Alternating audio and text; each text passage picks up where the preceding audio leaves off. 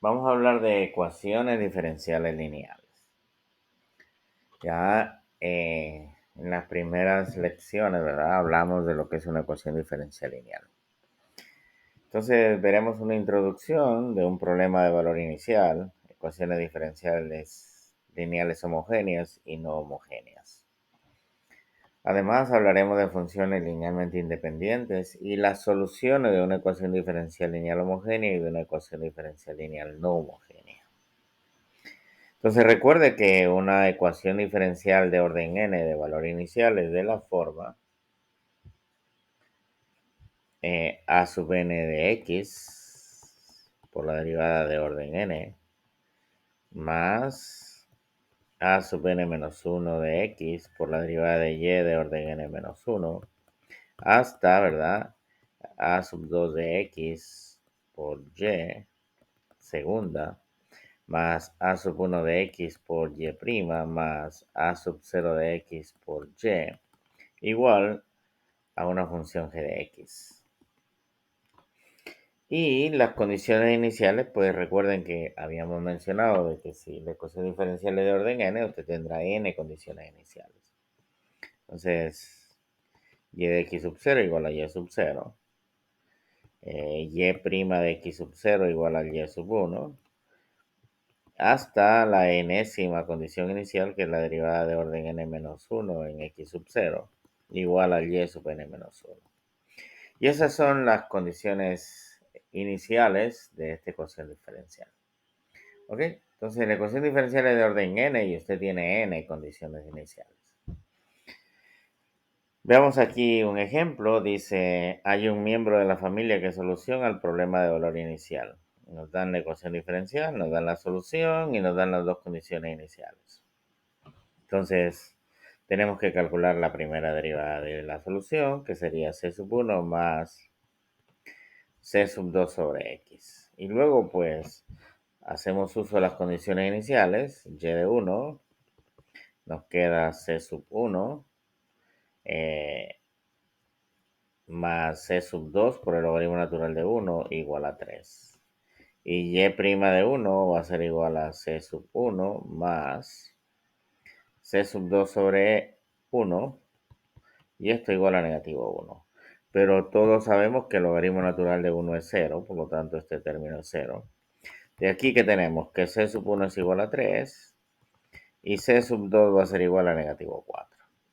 ¿Okay? Por lo tanto, una solución a ese problema de valor inicial sería el y de x igual a 3 veces por x menos 4 por logaritmo natural de x. Y esta es una solución a ese problema de valor inicial. ¿Okay? De esto ya habíamos presentado ejemplos. Teorema de existencia y unicidad. Nosotros hablamos del teorema de existencia y unicidad cuando teníamos una ecuación diferencial de primer orden, no necesariamente lineal, ¿ok? Y veíamos cuáles eran las condiciones para que el problema tuviera solución. Entonces, veamos lo que nos dice el teorema. Sean a sub n de x, a sub n menos 1 de no sé qué, hasta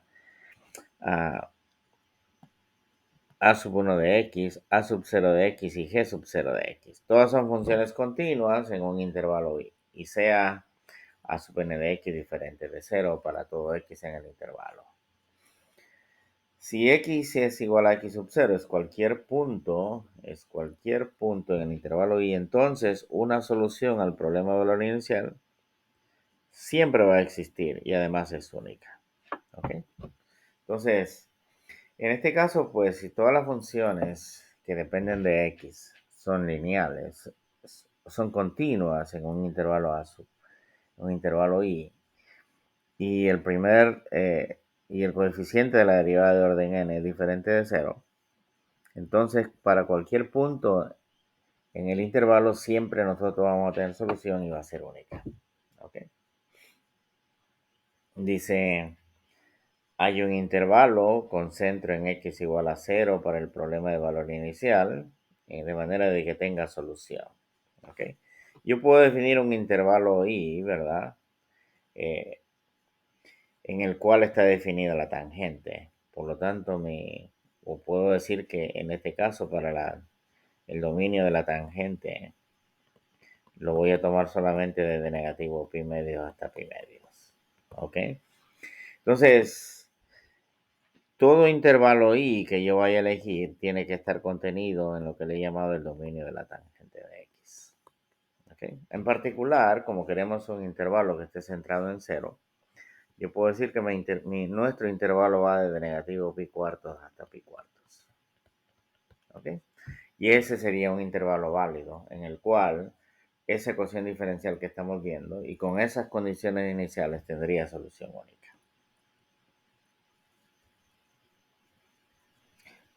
Vamos a un caso particular cuando el n es 2, ¿verdad? Si el n es 2, pues la ecuación diferencial es de la forma a sub 2 de x por y segunda, más a sub 1 de x por y prima, más a sub 0 de x por y igual a una función g de x. Y las condiciones iniciales son y de a igual a y sub 0 y y de b igual a y sub 1.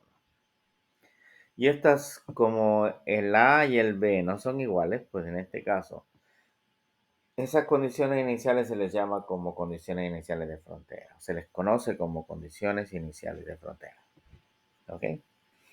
Entonces, para poder terminar este ejemplo, ¿verdad? Decimos, determine si un miembro de la familia de soluciones satisface las condiciones de esta forma. Tenemos de esta solución general y tenemos de esta ecuación diferencial de segundo orden. Obviamente, para que satisfagan las condiciones de frontera, pues el sistema del sistema de ecuaciones que vamos a formar debe tener solución.